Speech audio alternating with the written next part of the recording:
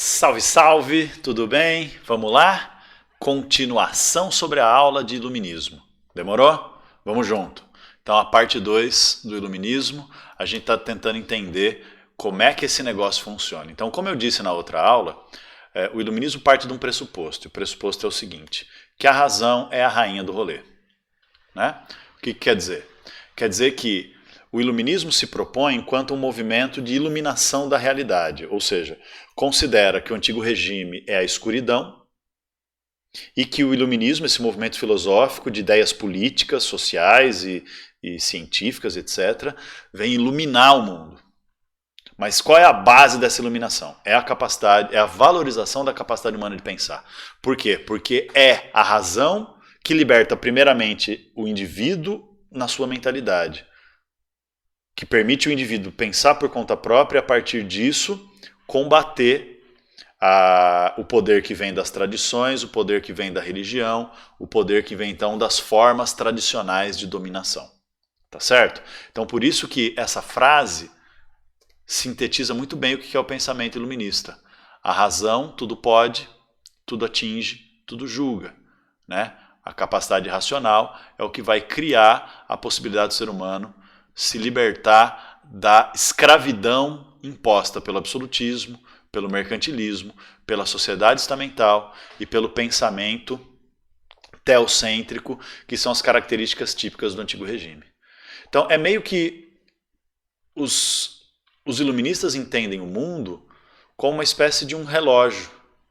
É uma metáfora que vem do pensamento cartesiano, né? O Descartes é o grande precursor do racionalismo que vai influenciar bastante no iluminismo, mas o pensamento cartesiano ele funciona assim, né? É a ideia de que o universo é como se fosse um relógio e que todas as coisas que compõem a realidade são as engrenagens desse relógio. Não o relógio do celular, né? Aquele relógio mecânico de ponteiro antigo, né? Então como é que funciona aquele relógio?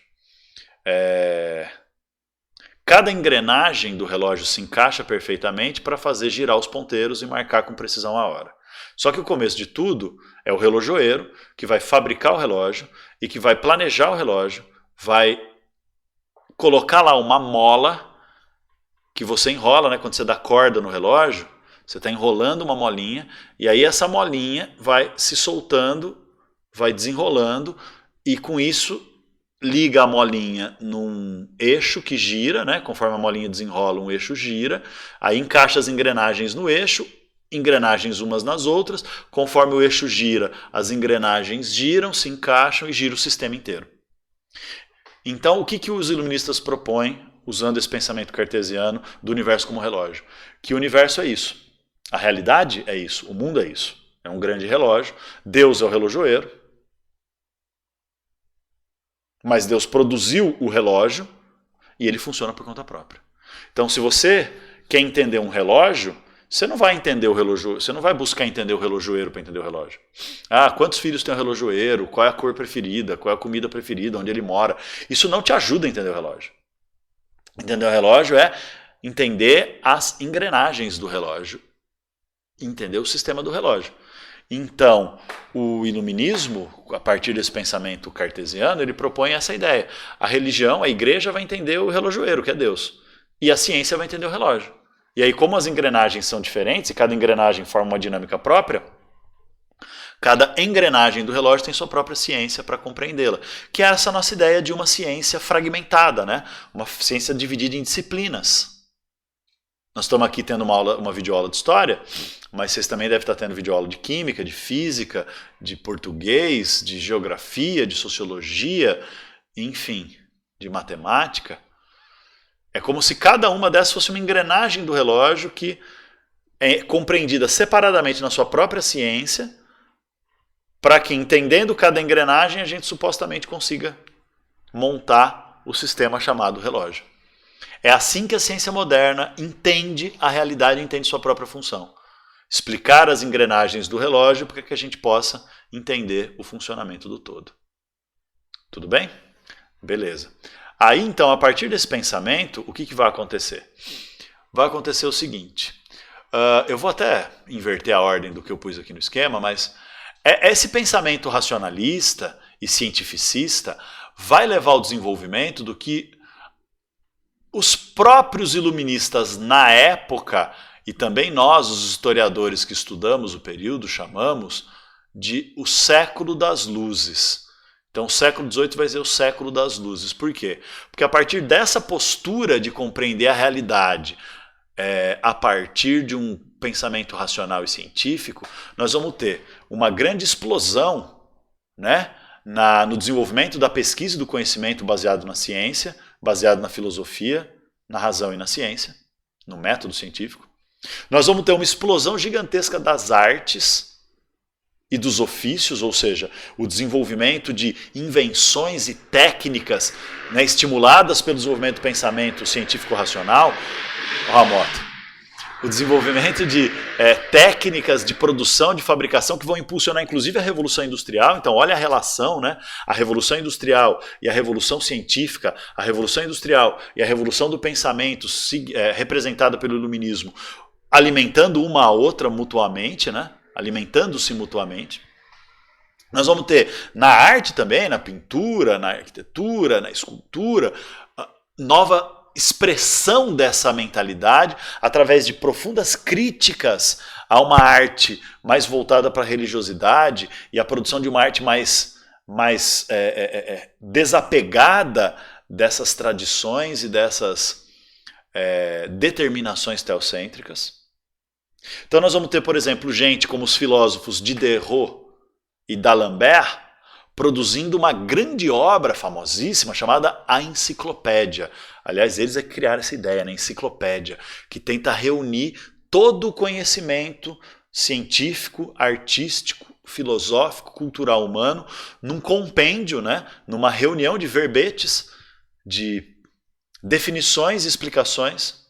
Então, eles convocaram todos os principais pensadores da época para escrever dentro da sua área de conhecimento, na ciência, na técnica, na arte, na filosofia, para escrever, né, os verbetes lá da enciclopédia, ou seja, escrever os artigos sobre cada tipo de conhecimento considerado importante, e todo o conhecimento humano era considerado importante, porque o conhecimento é a ferramenta que ilumina, que liberta do poder das trevas, que é a religião e é a tradição. Então a enciclopédia é a primeira grande obra iluminista que não vai produzir novos conhecimentos. Os iluministas estão produzindo novos conhecimentos filosóficos, do pensamento político, do pensamento religioso, do pensamento artístico, do pensamento científico. Mas a enciclopédia vai ser uma espécie de reunião de todo esse pensamento para ser uma expressão da grandeza e da profundidade da revolução cultural que o iluminismo está produzindo, e ao mesmo tempo para ser uma espécie de display, uma espécie de vitrine desse conhecimento para tornar o conhecimento acessível enquanto a ferramenta de iluminação, a ferramenta de libertação do ser humano das suas prisões culturais, mentais, intelectuais. Então isso é o que a gente chama de século das luzes, né? Esse esforço racional e planejado para produzir um conhecimento cada vez mais acessível e cada vez mais capaz de dialogar com a transformação histórica que a sociedade europeia estava vivendo. Só que essas ideias iluministas, elas vão também viver um cenário de contradição. Como eu já citei na aula anterior, agora eu vou aprofundar. Ou seja, o iluminismo não é um movimento homogêneo, em que todos os pensadores partiam dos mesmos pressupostos para desenvolver conhecimentos novos nas suas áreas de especialização. Não. Havia, na verdade, muitos diferentes graus de profundidade ou radicalidade. Radicalidade é aquilo que é radical. Radical é aquilo que vai até a raiz, né? Que não fica na superfície, vai buscar o que é mais profundo. Então, nós vamos ter correntes do pensamento iluminista que vão apresentar um pensamento mais moderado, ou seja, que critica o antigo regime, mas que não quer mudar profundamente a realidade. É um iluminismo mais aburguesado, que só quer destruir o poder do rei, do clero e da nobreza, para criar condições para a burguesia comandar a sociedade, comandar a mentalidade, comandar a economia, comandar o poder, mas não quer uma transformação profunda da realidade, que é a destruição do antigo regime. Isso por si só já é uma transformação profunda, mas não quer que essa transformação atinja os mais profundos graus de radicalidade. Mas também vai ter filósofo iluminista que vai propor a radicalidade. Então, enquanto a gente tem o John Locke como grande exemplo da moderação do pensamento liberal iluminista, nós temos Jean-Jacques Rousseau como o grande exemplo do radicalismo do pensamento iluminista. Não só o Rousseau, né? O Diderot também era um pensador radical. A grande diferença, gente, entre os moderados e os radicais no pensamento iluminista é que os moderados centravam a sua análise, o seu pensamento e as suas propostas de transformação histórica da realidade no indivíduo. Então é um pensamento iluminista centrado no indivíduo, é o liberalismo clássico. E o radicalismo centrava o pensamento no coletivo, né? No bem-estar coletivo, na transformação coletiva e no interesse do conjunto da sociedade, como tão ou mais importante do que a necessidade do indivíduo.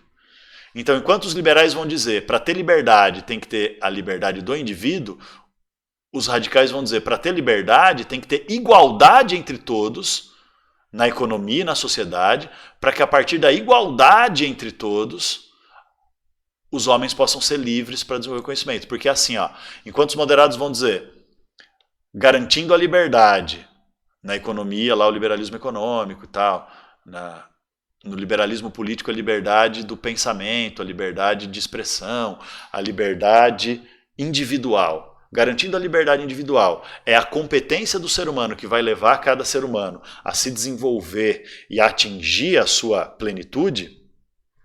Os moderados falam assim, não, mano, não basta dar liberdade, não basta garantir a liberdade, porque também não é dar, né, é conquistar. Não basta garantir a liberdade. Porque se garantir a liberdade em uma sociedade de extrema desigualdade social, quem já é rico vai usar a liberdade para impor o seu interesse e criar uma nova forma de poder que vai continuar mantendo a maioria da sociedade excluída. Quem tem fome não tem tempo para ficar desenvolvendo um pensamento filosófico, usando a razão e a ciência para se libertar das amarras das tradições e da religião. Quem tem fome, primeiro de tudo, está tentando não morrer. E para não morrer, está se submetendo a condições que se tivesse condição de escolher, não se submeteria. Então, quem está trabalhando o dia inteiro para conseguir ter o que comer, tem tempo para ficar estudando filosofia? Não tem. Quem está o tempo inteiro ralando para não morrer de fome, para não deixar os filhos morrerem de fome, tem tempo para se dedicar ao estudo, para entender o funcionamento do Estado e participar da política? Desenvolver um pensamento político e não ser governado por interesses de outros grupos sociais, mas sim ter consciência política para poder defender os seus próprios interesses? Não tem tempo para isso. Quem está morrendo de fome vai ter condições de desenvolver ideias, desenvolver pensamentos e desenvolver negócios? Não vai ter tempo para isso, não vai ter condições para isso, nem condições concretas, porque vai estar lutando para não morrer, nem condições intelectuais, porque o tempo de formação intelectual não existe. É tudo tempo de trabalho. Então veja, os radicais vão propor o quê? Que para ter realmente liberdade é necessário, primeiro, produzir uma igualdade coletiva, um nível básico de garantia de bem-estar, de vida material, de condições de existência, para que a partir disso seres humanos possam desenvolver sua capacidade. Então, enquanto o iluminismo moderado foca no indivíduo e na liberdade individual e não na igualdade, o iluminismo radical foca na igualdade, que é um princípio coletivo, para dizer que só tem liberdade de cada pessoa se primeiro todas as pessoas tiverem igualdade. No fim das contas, a gente sabe qual foi o iluminismo que triunfou historicamente, né? Historicamente, as ideias triunfantes foram as ideias do iluminismo moderado, que é costumeiramente chamado de liberalismo, né? Quando a gente fala de liberalismo, a gente está falando desse iluminismo moderado focado no indivíduo. Então, as ideias iluministas que vão ganhar mais força e vão conseguir se impor, triunfar, né, se impor na realidade, são as ideias moderadas de liberdade. Que não é uma liberdade coletiva, é uma liberdade individual que se manifesta como liberdade econômica, que é o direito de ter propriedade privada e fazer um investimento sem intervenção do Estado, e liberdade política, que é a ideia de acabar com o absolutismo para que as pessoas possam participar da política, mas aí quem tem grana, tem tempo livre, tem condições de se educar, tem condições de investir em campanhas políticas e tem condições de comandar o poder político. E quem não tem um nível mínimo de riqueza não vai ter nem tempo para se educar, nem condições de desenvolver uma consciência política e muito menos dinheiro para investir em campanhas políticas para defender os seus interesses e seus representantes. Então acaba virando uma liberdade que teoricamente é para todos, mas que na prática essa liberdade focada no indivíduo se manifesta de verdade em quem tem grana para fazer valer a sua liberdade na prática. Assim como a igualdade. Não vai ser a igualdade coletiva, no sentido de igualdade econômica e social pretendida pelos radicais. A igualdade que vai triunfar, essas são as duas ideias centrais do iluminismo, a igualdade que vai triunfar vai ser a igualdade jurídica, que é a igualdade perante a lei, para que o clero e a nobreza não tenham mais privilégios, para que todos partam do mesmo nível, porque assim quem tem dinheiro consegue se impor melhor, né? É só ver. Nós que temos um pouco de grana e conseguimos contratar plano de saúde, nós temos um atendimento de saúde melhor. Apesar da lei dizer que a saúde é um direito de todos, ela não é igual para todos. A educação é um direito de todos, mas quem tem grana para pagar escola particular tem uma educação de maior qualidade. Então é isso, né? Esse é o iluminismo triunfante, produto então da vitória histórica dessas ideias liberais, né, do liberalismo político, do liberalismo econômico, que é baseado na liberdade do indivíduo e não na garantia da igualdade do coletivo. Tá certo? Tá certo. Agora nós vamos então para a parte essencial dessa aula, que é entender um pouquinho do pensamento dos principais autores iluministas. E eu vou focar nos franceses, tá bom?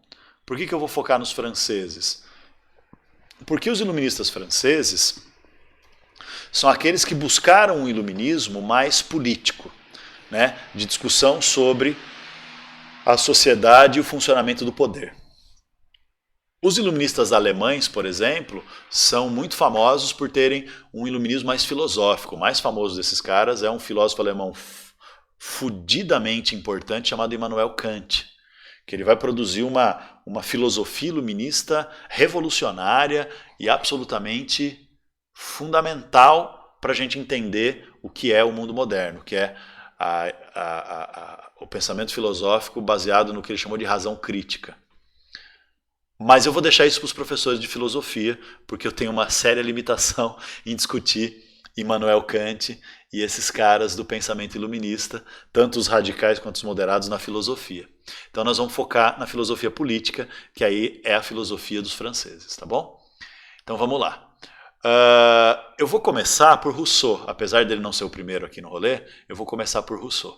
Porque dessa lista aqui, o Rousseau é o único radical que eu vou discutir. Os outros são moderados. E para discutir Rousseau, eu vou fazer um contraponto entre Rousseau e o seu pensamento, Locke, que é um iluminista, é um liberal, né? É um pré-iluminista, mas é o fundador desse iluminismo moderado, dessa ideia iluminista focada no indivíduo, e Hobbes, que é o pensador do absolutismo. Então veja, eu já expliquei para vocês a ideia de contrato social do Hobbes. Os homens criam o Estado, os homens criam o Estado, para o Estado tirar a liberdade e impor a ordem, para ser possível desenvolver a civilização. Porque o homem é mau por natureza. Justnaturalismo e contratualismo. O Locke não parte de uma ideia de que o homem tem uma natureza. Ele parte da ideia de que o ser humano tem direitos naturais. E aí o contratualismo do Locke é a sociedade aceita o Estado, O Estado surgiu historicamente, a sociedade aceita a existência do Estado, em troca do Estado proteger e garantir as liberdades e direitos naturais do indivíduo. E se o Estado não garantir, e se o Estado não proteger esses direitos e liberdades naturais, os indivíduos teriam o direito de se organizar, de se unir, para combater o abuso de poder do Estado. Então, o Locke desenvolveu a ideia de que os indivíduos unidos eles têm o direito à rebelião, o direito a revoltar-se contra o Estado, para destruir o Estado e criar novas formas de organização do poder. Por quê? Porque ele diz, a única justificativa do contrato social, ou seja, a única justificativa da sociedade aceitar que o Estado existe, é o Estado ser um poder que garanta as liberdades e os direitos naturais. Se o Estado não realizar isso, é pleno direito dos indivíduos se unirem para fazer revolta, para fazer rebelião e mudar a forma do Estado. Agora, o Rousseau é um radical. Ele não foca o pensamento dele no indivíduo, ele foca no coletivo. Então o Rousseau vai dizer assim, ó, o que nós precisamos mesmo, nós quem? A sociedade, o que nós precisamos mesmo é isso aqui, ó, de um novo modelo de contrato social que não seja mais baseado no direito do indivíduo, na liberdade do indivíduo, mas sim num princípio geral de interesse coletivo, que ele chamou de princípio democrático da vontade geral.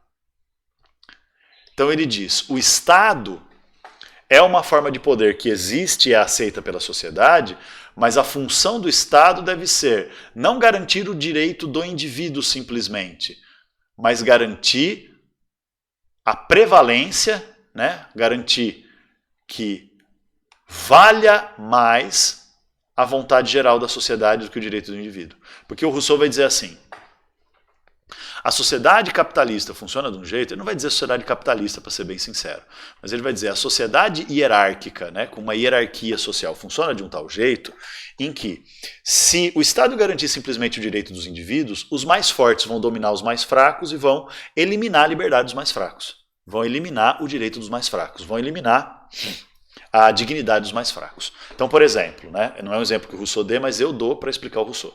Por exemplo, se nós temos cada indivíduo livre e a democracia é, né, o Estado democrático, o Estado liberal, é a realização da vontade da maioria. Não é isso que a gente está acostumado a pensar? Isso vem do John Locke, né? Cada indivíduo é uma vontade, a soma das vontades forma uma maioria e essa maioria direciona para onde o Estado vai. Imagine que essa maioria seja racista e defenda a escravidão negra. Então, se a maioria das pessoas na sociedade é branca, racista e quer a escravidão, eles vão criar uma lei que impõe a escravidão e assim essa maioria poderosa vai eliminar a liberdade da minoria sem poder. O Rousseau diz, essa é a consequência do liberalismo que é focado, né, o iluminismo que é focado no indivíduo. Não há proteção à vontade geral. O que seria a vontade geral? A garantia da liberdade para todos. A vontade particular dos indivíduos de ter escravos, como eles são maioria, vai se impor sobre a vontade geral. Então os liberais vão dizer assim, ah não, mas a liberdade é um direito de todos. Aí o Rousseau vai dizer, mas a liberdade só existe na prática se houver garantias da liberdade. A liberdade não existe como um fenômeno mágico. Ah, todos nascem livres. Não nascem livres. Quer dizer, nascem livres por Rousseau, mas todos nascem livres, mas a sociedade pode roubar essa liberdade. Então, o que vai garantir que a sociedade não vai roubar a liberdade? Essa é que é a questão do Rousseau. Para ele, o que vai garantir é alguns princípios fundamentais que vão ser criados como interesse de todo mundo. Então, todo mundo está interessado em liberdade? Não importa se é preto ou se é branco? Sim. Então, a liberdade é um princípio democrático de vontade geral. Então, se a vontade dos indivíduos ou da maioria vier roubar a liberdade de uma parte da sociedade, tem que ter mecanismos impostos pelo Estado para garantir a vontade geral e não permitir o roubo da liberdade. Ou então, o lance é, quem é rico quer ficar mais rico e vai querer explorar quem é pobre, o Rousseau diz. Então, tem que ter princípios básicos de vontade geral de garantir condições mínimas de sobrevivência a ponto de a burguesia não usar o seu direito da liberdade individual, de acumular propriedade privada, para simplesmente esmagar as condições de dignidade do resto da sociedade que não é burguês. Então, o Rousseau parte de uma ideia, galerinha, que é bem diferente. Ele é justnaturalista também, só que ele parte da ideia de que o homem é bom por natureza. Lembra? O Hobbes partia da ideia de que o homem era mau por natureza, então tinha que ter um Estado absolutista para limitar essa maldade. O Locke partia da ideia de que o homem não é nem bom nem mau por natureza, ele é simplesmente humano. E por isso ele tem os seus direitos naturais. Se ele vai se tornar bom ou mal, é a vida dele, as relações que ele vai estabelecer na vida, as coisas que ele vai aprender na vida que vai determinar. O Rousseau não, ele parte da ideia de que o homem é bom por natureza e livre por natureza. Por quê? Porque ele considera que lá na pré-história, quando o homem era selvagem, né, porque eles tinham esse preconceito etnocêntrico de que civilizado é o modelo europeu e o que não é europeu é selvagem, mas o bom selvagem, que é o homem da pré-história, ele vivia em comunidade, com igualdade entre todos. Por quê? O Rousseau vai dizer, porque não existia propriedade privada. Por isso que o homem era bom. Não existia nenhuma forma de poder que impusesse o domínio de uns sobre os outros. Então todo mundo era igual. Se todo mundo era igual, todo mundo era livre. E todo mundo participava igualmente da vida da comunidade, da vida coletiva da sociedade. Então o que ele defende? Ele defende que o homem é bom por natureza e a sociedade o corrompe. Como assim a sociedade o corrompe? As condições sociais de desigualdade é que vão gerar o egoísmo, vão gerar a ganância e vão fazer quem tem riqueza dominar quem não tem, quem tem poder dominar quem não tem, e assim, a maioria que tem poder ou a minoria que tem riqueza e poder, depende da situação, né? Vai impor a sua vontade, vai esmagar a liberdade, a dignidade e o direito de quem é minoria numérica ou de quem é minoria em termos de riqueza e poder. Entendeu? Então Rousseau diz, para que deve servir o Estado? Para que tem que ter um contrato social? É para que exista o Estado, a sociedade criando leis para criar o Estado. E para que tem que existir o Estado? Para proteger a vontade geral. A nossa Constituição brasileira parte desse pressuposto russoniano da vontade geral. Por exemplo, existem cláusulas na Constituição que dizem, que são as chamadas cláusulas pétreas, que definem os direitos fundamentais do cidadão brasileiro, que não podem ser mudadas. As cláusulas pétreas não podem ser mudadas. Então todas as partes da Constituição podem ser reformadas. A gente chama isso, no Brasil, de emenda constitucional. Não é fácil fazer uma emenda constitucional, mas dá para fazer. Menos as cláusulas pétreas. Entre as cláusulas pétreas está o artigo 5º da Constituição, que define os direitos do cidadão. Então não pode mudar os direitos do cidadão. Então o direito de não ter escravidão é pétreo. Não pode ter escravidão. Mesmo que tenha uma maioria racista que queira criar escravidão, não pode. Percebe? A ideia de que a propriedade privada é um direito é uma cláusula pétrea, que é o uso do pensamento do Rousseau de princípios básicos da vontade geral para garantir o interesse do indivíduo de acumular riqueza particular. Mas mesmo assim é a ideia de que algumas coisas são fundamentais. Por exemplo, a ideia de que racismo é crime. Isso entrou na Constituição brasileira pela primeira vez na Constituição atual, que foi elaborada em 1988. O que é esse princípio? É a defesa da vontade geral, ou seja, ninguém quer ser oprimido pela sua cor, nem pela sua condição étnica. Então tem que transformar isso em crime para reprimir quem oprime. Reprimir quem oprime. O Estado tem que fazer isso. Proteger o interesse geral da sociedade, que é não ter essa opressão baseada em etnia e cor da pele. Não sei se deu para entender. E aí então, o que o Rousseau vai dizer? Né? Ele vai dizer que a origem de toda essa desigualdade que corrompe o ser humano é a propriedade privada. Ele tem inclusive um livrinho que chama Da Origem da Desigualdade, que ele vai dizer assim, quando o homem pode ser o bom selvagem?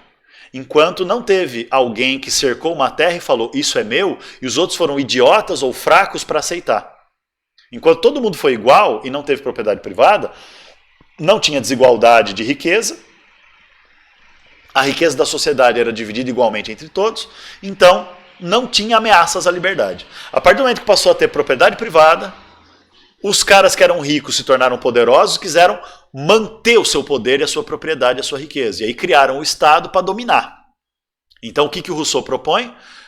Virar o Estado de ponta cabeça. O Estado que foi criado para os poderosos dominarem o sem poder deve ser o garantidor da vontade geral para proteger o sem poder e limitar o poder, limitar a riqueza e limitar o domínio dos poderosos. Aí, o pensamento do Rousseau é polêmico por quê? Porque o Rousseau vai dizer que a maneira de garantir a vontade geral é através da Assembleia. O que é a Assembleia? Todos os cidadãos terem a liberdade e o direito de participar da elaboração das leis e nenhuma lei poder ser criada contrária ao consenso da Assembleia. Então a vontade geral vai ser aquilo que é consenso de todo mundo. Qual o consenso? Ah, todos têm que ser livres. Ah, então beleza. Isso é um consenso? É. Ah, mas eu quero que tenha escravidão para eu poder ter propriedade privada de trabalhadores. Isso é consenso? Não, isso não é consenso. Porque quem é negro não quer ser escravizado. Ou quem está em condição de subalternidade na sociedade não quer ser escravizado. Então não é consenso. Claro que como é que isso ia acontecer na prática, né? Uma assembleia de todos os cidadãos para tomar as decisões, é que é outra questão. A interpretação do pensamento do Rousseau, e aí que é bem louco, né, como a história é dinâmica, o Rousseau era um defensor absoluto da liberdade democrática, mas a partir do pensamento dele surgiram ditaduras. Por exemplo, tem um cara que era um grande estudioso do Rousseau e foi também líder da Revolução Francesa, chamado Robespierre. O Robespierre interpretou o seguinte, que tem que ter alguém para ser o intérprete da vontade geral. Então, o Estado é o intérprete da vontade geral. Então, o sistema do Estado é para garantir a proteção aos direitos coletivos da sociedade. Beleza. Só que aí o Robespierre acaba desenvolvendo na prática um governo em que ele, como chefe do Estado, chefe do governo, ele se torna o intérprete da vontade geral e aí vira uma ditadura. O Napoleão também, mais tarde, ele foi na juventude um estudioso de Rousseau, e ele vai mais tarde virar imperador da França, depois da Revolução Francesa, e ele vai defender essa mesma ideia, de que ele, como imperador, é o intérprete da vontade geral que vai defender os fracos e oprimidos e vai garantir o bem-estar coletivo da sociedade francesa. Percebe? Esse pensamento do Rousseau, ao mesmo tempo que ele pode ser radical na democracia, ele pode também levar ao surgimento de ditaduras. Apesar do Rousseau nunca ter defendido ditaduras. Então é isso. Beleza, Rousseau, minha gente? Beleza, Rousseau. Montesquieu é outro pensador iluminista famosão, porque o Montesquieu vai propor a ideia de divisão de poderes, né? Então ele vai propor a ideia seguinte, a soberania, que é a origem do poder, não pode estar na mão do rei, a soberania tem que estar na mão do povo. Tem que estar na mão da sociedade. E aí, para garantir que não tenha abuso de poder e que os direitos e liberdades da sociedade sejam respeitados, o Montesquieu é um iluminista moderado, então ele defende o direito dos indivíduos, mas ele defendia que, para ter direito do indivíduo, tem que ter a lei acima do rei, a lei acima do governante. Porque se a lei for acima do governante, a lei vai definir os princípios básicos dos direitos e liberdades de cada indivíduo da sociedade. E assim, o governante não vai poder abusar do poder. Só como é que vai fazer na prática para fiscalizar esse governante? Aí ele vai dizer, tem que dividir o poder em 3 tipos. Tem que dividir o poder do Estado em 3 tipos de poder. Em 3 organizações de poder. Em 3 poderes separados. Então ele vai criar a ideia da tripartição, da divisão de 3 poderes. Cada um com a sua função e um fiscalizando o outro. Cada um com a sua função, cada um independente entre si. Um não pode se meter no assunto do outro, mas um fiscaliza o outro. O Rousseau não vai dizer como nós dizemos, né, que é o poder executivo, legislativo e judiciário. Isso é uma coisa que se desdobrou do pensamento do Rousseau. O Rousseau vai falar em poder democrático, poder aristocrático e poder monárquico. Então, é o poder democrático, é o poder de todos os membros da sociedade, todos os cidadãos. Então, todas as pessoas têm que ser cidadãos porque vão ter direitos e deveres iguais de acordo com a lei. E todos vão poder participar do poder do Estado através do poder democrático. Aí o segundo seria o poder aristocrático, é o poder da nobreza. Então o Rousseau, o Montesquieu defendia que tivesse uma nobreza. Não uma nobreza de nascimento, que nem era no antigo regime, mas uma nobreza de uma superioridade intelectual e uma superioridade moral. Então uma nobreza mais iluminada, entendeu? É nobre quem é mais iluminado, mais intelectualizado, mais sábio. Então uma nobreza de sábios, não uma nobreza de nascimento. E o poder monárquico é o poder de um, que é o rei. Então ele defendia que tinha que continuar tendo o rei, que é o poder da tradição. Então o que ele vai dizer? O poder democrático é o que a gente chama de poder legislativo, que é a sociedade inteira poder votar para escolher representantes para formar uma assembleia que vai fazer as leis e vai fiscalizar o governo para não ter abuso de poder e ter o cumprimento das leis. Então as leis são o poder democrático porque são feitas por representantes eleitos pelo povo. E as leis garantem os direitos e deveres iguais para todos na sociedade e limita o poder. Define então quais são os poderes e as obrigações do governo. Poder democrático. O segundo poder, que é o poder aristocrático, é o que a gente chamaria de poder judiciário, que o Rousseau dizia, tem que ter uma elite de sábios que vai ser o intérprete da lei para aplicar a lei na prática e definir as punições para quem não cumpre a lei. O que a gente chama de poder judiciário. Então é uma nobreza, uma aristocracia, aristos é os melhores, né, os nobres, é uma nobreza baseada na capacidade e não no nascimento. Que é o que a gente faz, né? Como é que a gente escolhe os nossos juízes? Nos Estados Unidos eles escolhem pelo voto, democraticamente. Nós não. Os nossos juízes são escolhidos por uma prova, um concurso público. Então, enquanto num país que nem Estados Unidos, o cara que quer ser juiz, ele passa numa prova para mostrar que ele manja de lei. Mas depois, entre todo mundo que passou na prova, quem vai ocupar a vaga é eleito pelo povo. Para nós não. É só quem passa, os primeiros que passam na prova. Por quê? Porque a gente considera que o juiz tem que ser baseado na competência. E a gente mede essa competência de um jeito muito enganoso, que é passar numa prova. Ou num conjunto de testes. Mas, de toda forma, o que interessa é o quê? Isso é o que o Rousseau chamava, o que o Montesquieu chamava de poder aristocrático. Poder judiciário para nós, que é os sábios que julgam, para garantir a melhor interpretação possível da lei e o melhor julgamento possível para quem é cidadão e definir quem está ou não cumprindo a lei. E o terceiro poder, que é o poder monárquico no pensamento do Montesquieu, é o que a gente chamaria de poder executivo, que é o governo. É aquele poder que vai pegar o dinheiro dos impostos, só aquilo que a lei permite cobrar de imposto. Então veja, tudo tem a ver com o poder democrático da lei. Por isso que fala soberania da lei. E por isso que o livro do Rousseau chama o espírito das leis. Então o rei vai ser o governante.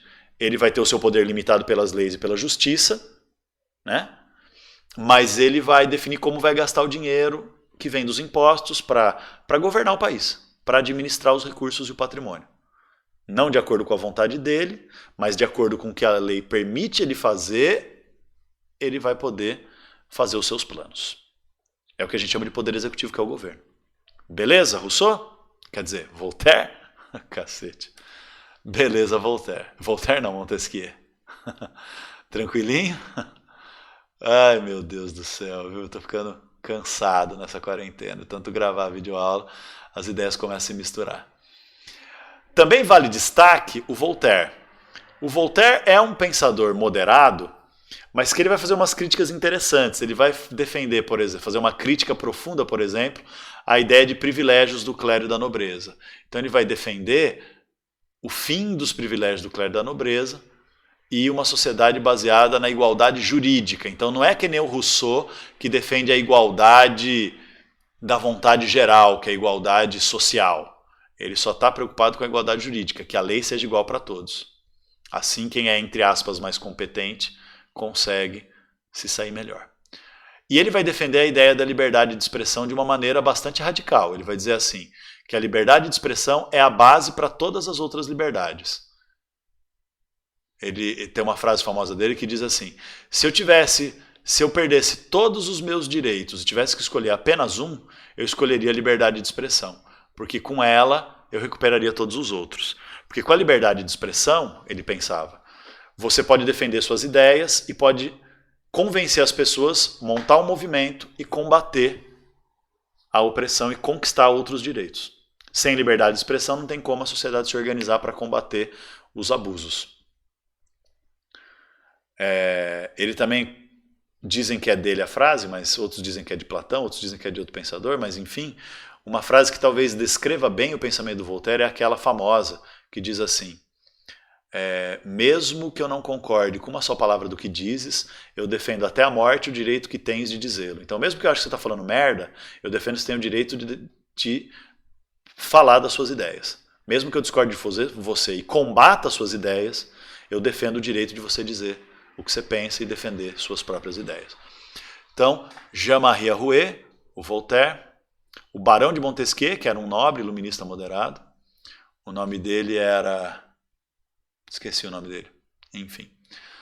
O Jean-Jacques Rousseau, e por último uma escola econômica chamada de fisiocratas. Quem são os fisiocratas?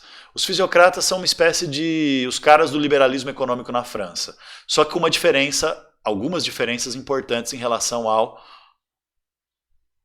Adam Smith. Enquanto Adam Smith defendia que a base da economia é a produção industrial, os fisiocratas defendiam que é a produção agrícola. Por isso eles chamam de fisiocratas. Físio vem da terra, né, da physis, da natureza. Então eles defendem que os recursos naturais é que são a base da economia. E que, portanto, a terra é a base da riqueza. E que a produção industrial é secundária porque depende da produção agrícola e da natureza. Eles defendem o laissez-faire e o laissez-passer, que são as palavras francesas para laissez-faire, livre fazer, é a livre iniciativa, laissez-passer é a livre passagem, o livre comércio é a livre concorrência. Tá bom? E eles defendem também a ideia de que não deve ter divisão de poderes, que nem o Montesquieu falou. Eles defendem a ideia que tem que ter um déspota. O que é um déspota? Despotismo é quando o poder está todo nas mãos de uma pessoa só. Déspota, então, é o rei absolutista. Mas um rei absolutista que seja bom. O que é um bom déspota, um bom rei absolutista? É o rei absolutista que usa as ideias do iluminismo e do liberalismo. Então, é o rei absolutista esclarecido. O rei absolutista que permite laissez-faire e laissez-passer, liberdade econômica, permite liberdade de expressão, permite, então, uma modernização da sociedade baseada nas ideias iluministas. Isso, o pensamento dos fisiocratas, vai dar origem a um pensamento político chamado de despotismo esclarecido.